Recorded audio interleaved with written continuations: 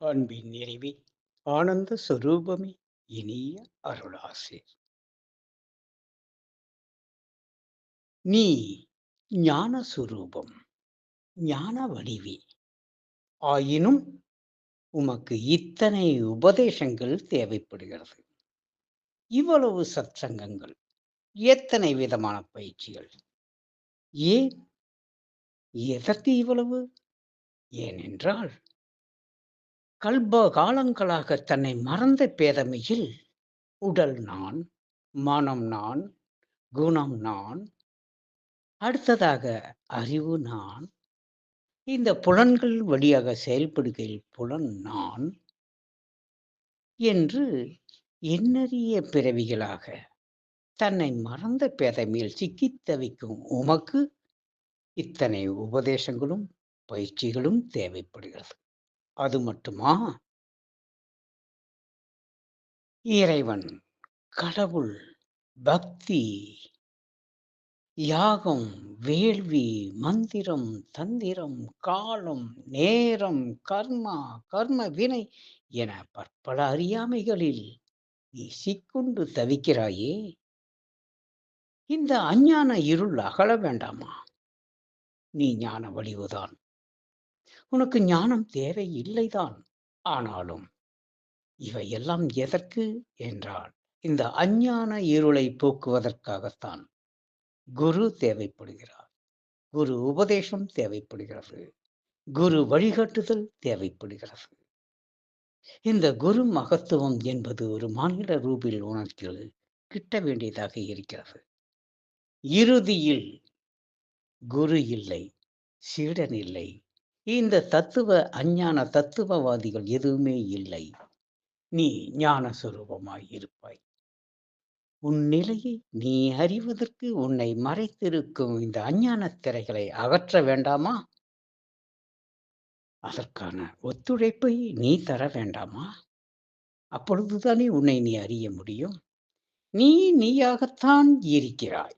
ஆனால் நான் நானாக இருக்கிறேன் என்பதை அறிவதற்கு தடையாக இருப்பது எத்தனை தத்துவ விஷயங்கள், எத்தனை கோட்பாடுகள், எத்தனை தர்ம அதர்மங்கள், எவ்வளவு அஞ்ஞான மூடல்கள். இவைகளெல்லாம் விலகுவதற்கு இந்த உபதேசங்கள் தேவைதான். இந்த பயிற்சிகளால் உனக்கு மிக பெரும் நன்மைகள் ஏற்படுவது உண்மைதான். ஆனால் அது உனக்கு அல்ல. நீ ஆன்மஸ்வரூபம், ஆனந்த வடிவம், ஞான சொரூபம். நீயே பிரம்மம் என்பதை அறிவது அத்தகைய எளிதான விஷயம் அல்ல. ஆகவேதான் உமக்கு இத்தனை விதமான உபதேசங்களும் வழிகாட்டுதல்களும் பயிற்சிகளும் கொடுக்கப்படுகிறது. ஆகவே இவற்றை நீ முறையாக சரியாக கடைப்பிடித்து இந்த விசாரணைக்குள் வந்து வெறும் விசாரணை ஞானம் ஆகாது. அதை அனுபூதியாக்க பயிற்சிகள் தேவையல்லவா? வெறும் வார்த்தை ஞானம் அது மனதால் கேட்கையில் மறந்து போய்விடுகிறது. காதால் கேட்கையில் காற்றோடு கரைந்து போகிறது. அது உமக்குள் அனுபூதியாக வேண்டுமானால் யோகம், இந்த யோகம், இந்த யோகத்தால் தான் அது சாத்தியமாகிறது. யோகத்தால் தானே இந்த தத்துவவாதி கூட்டங்களை எல்லாம் கலைந்து நீ நீயாக இருப்பதை பார்க்க முடியும். வெறும் ஞான உபதேசத்தால் இது சாத்தியமாகுமா என்றால் இல்லவே இல்லை. ஆகவேதான் யோகத்தால் தன்னை அறிந்து ஞானத்தால் அதுவேயாகும் அந்த பரிபூர்ண நிலை நமக்கு கிட்டி இருக்கிறது. யாருக்கும் கிட்டாத இவ்வரிய பாதை, இந்த பிரம்ம ரகசியத்தை உணர்ந்து கொள்ளும் பாதை, தன்னை அறியும் மார்க்கம், அதுவே அத்வைதம். அதுவே நீ நீயாக மலருகின்ற தன்மையை காட்டிக் கொடுக்கும்.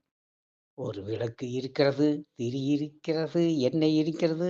ஆனால் அது ஒளிர்கிறது. அது பிரகாசிக்க வேண்டாமா? பிரகாசித்து தன்னுடைய பிரகாசத்தால் அனைத்து இருளையும் களைய வேண்டாமா? ஆகவேதான் நீ பேரொளி, பேரானந்த சொரூபம், பிரம்மம் என்பதை அறிவதற்கு இந்த யோகமும், குருவின் சற்சங்கமும், இந்த ஞான உபதேசங்களும் தேவைப்படுகிறது. மற்றபடி நீ ஞான வடிவே. இதனை புரிந்து கொள்வாயாக. எனது அன்பு நிறை அருளாசிரியர். நன்றி செய்க நலமே.